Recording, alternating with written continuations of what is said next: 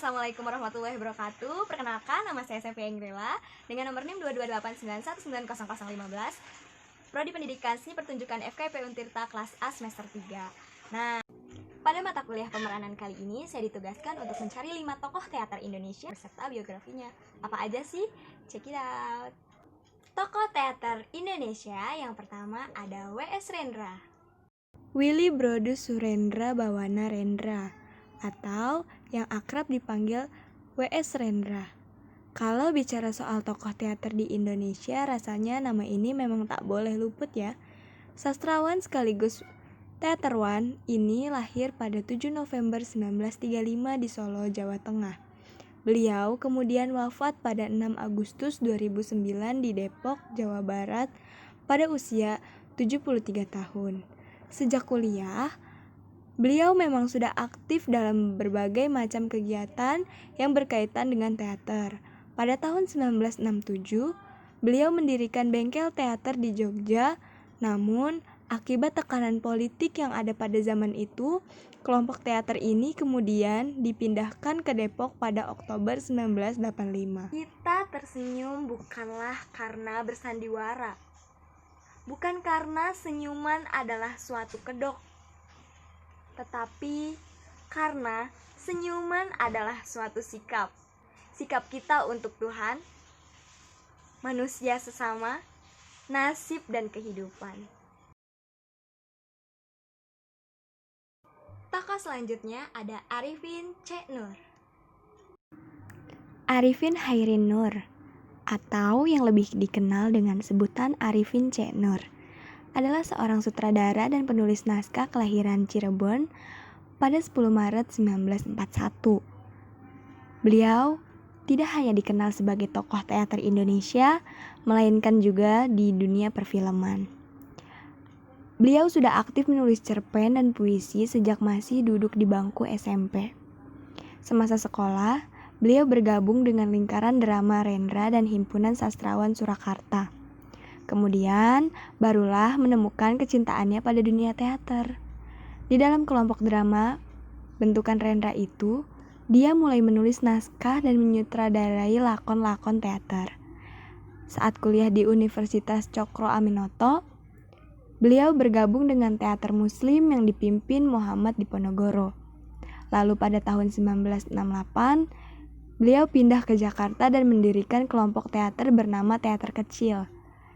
Tidak hanya aktif dengan seniman teater di Jakarta, ia juga terus berkarya sebagai sutradara film dan penulis skenario, hingga akhirnya tutup usia pada 28 Mei 1995 di usia 54 Dan tahun. kali ini bagai kata-kata cinta yang mesra diucapkan oleh Tuhan, dan kita khusyuk menunduk dan mendengarkannya.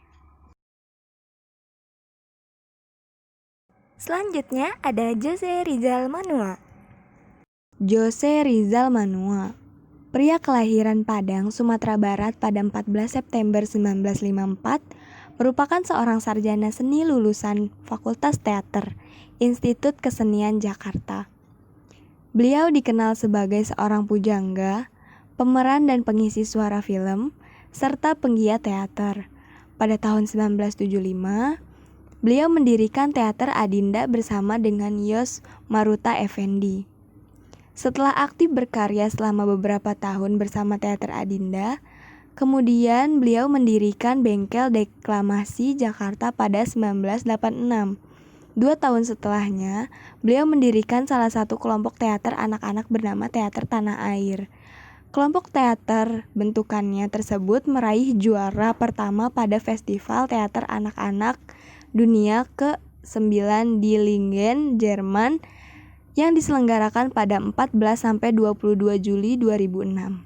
Hingga kini, eksistensi teater Tanah Air tidak bisa diragukan lagi bagi perteateran Indonesia bahkan Hai dunia. tanah airku, wahai saudara-saudaraku, mari kita tumpulkan duri-duri runcing dalam hubungan antar manusia oleh manusia dan untuk kesejahteraan umat manusia.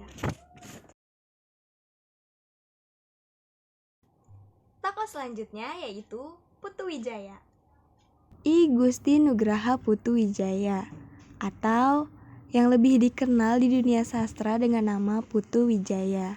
Beliau merupakan seorang sastrawan, penulis drama, cerpen, esai, novel, dan juga penulis skenario film. Beliau lahir di Puri Anom, Tabana, Bali pada 11 April 1944. Awalnya sang ayah ingin beliau menjadi dokter, namun karena beliau lemah dalam ilmu pasti, ia lebih memilih untuk menjadi penulis. Ia sudah menulis sejak SMP, hingga kini beliau menulis kurang lebih 30 novel, 40 naskah drama, 1000 cerpen, ratusan esai, artikel lepas, dan kritik drama. Beliau sempat bergabung dengan Bengkel Teater Rendra pada tahun 1967 sampai 1969. Sebelum akhirnya bergabung dengan teater kecil bentukan Arifin C. Nur, hingga akhirnya Putu mendirikan sendiri kelompok teaternya pada tahun 1971 dengan nama Teater Mandiri. Kita jangan sampai kagum pada bayangan kita sendiri. Kadang-kadang bayangan itu tinggi, besar, jika matahari condong. Padahal tubuh kita sebenarnya tetap kecil. Tokoh yang kelima ada N. Riantiarno. Nobertus Riantiarno, atau yang sering disapa sebagai Nano Riantiarno, seperti tidak asing lagi di telinga para pecinta teater modern nasional sebagai salah satu tokoh teater Indonesia terbesar. Beliau kelahiran Cirebon, Jawa Barat pada 6 Juni 1949. Pertama kali beliau mengenali dunia seni melalui kelompok kesenian Tunas Tanah Air di Cirebon.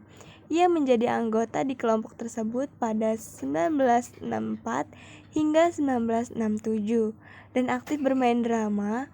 Kemudian, setelah lulus SMA, beliau melanjutkan studinya di Akademik Teater Nasional Indonesia atau ATNI.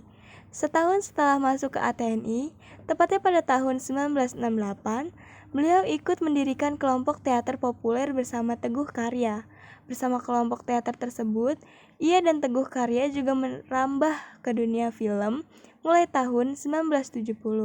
Hingga akhirnya, pada tahun 1977, beliau mendirikan salah satu kelompok teater yang sangat kita kenal hingga sekarang, Teater Koma, bersama dengan Ratna Riantiarno yang kemudian menjadi istrinya setahun kemudian. Tapi sekarang mencintaimu sebagai bayang-bayang, sebagai impian, membuatku lebih bahagia. Aku mencintaimu tanpa jeda. Lebih baik kau tetap menjadi impianku. Aku lebih leluasa menyatakannya dengan berbagai cara. Nah, berikut tadi adalah 5 tokoh teater Indonesia.